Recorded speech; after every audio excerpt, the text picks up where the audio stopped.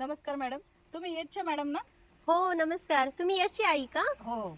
अच्छा अच्छा. सध्या घरीच आहे तो आता. अच्छा. त्याच्या करिअर बद्दल बोलायचं होतं मला मॅडम, थोडस तुमचं अच्छा. गायडन्स हवं होतं आम्हाला. हो हो. तर यश बोलत होता मला की मॅडमच्या ज्या दिदी आहे ते काहीतरी उच्च शिक्षण घेत आहे. हा. नेमकं काय घेत आहे शिक्षण, काय नाही तेवढं सांगा तरी मॅडम मला. कुठं आहेत तुमच्या हा. दिदी?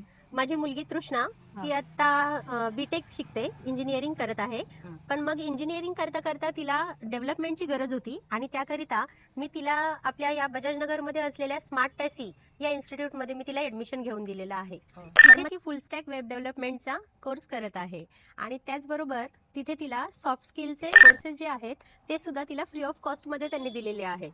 आणि निश्चितच आय टी सेक्टरमध्ये जर काही करिअर घडवायचं असेल आपल्याला तर त्यामध्ये निश्चितच हे स्मार्ट पॅसी जे आहे ते खूप छान प्लॅटफॉर्म आपल्यासाठी अवेलेबल आहे, जे की आपल्या बजाजनगर मध्येच आहे, क्रोमाच्या जवळ आणि स्वामी समर्थ गेस्ट हाऊसच्या समोरच आहे.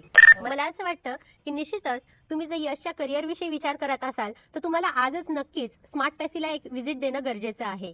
पहा, जसं होईल पॉसिबल तसं आजच संध्याकाळपर्यंत तुम्ही जाऊन व्हिजिट देऊन या स्मार्ट पॅसीला आणि तुमच्या यशचा प्रवेश निश्चित करा.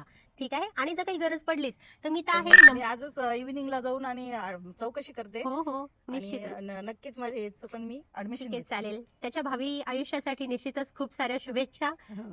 Okay, bye.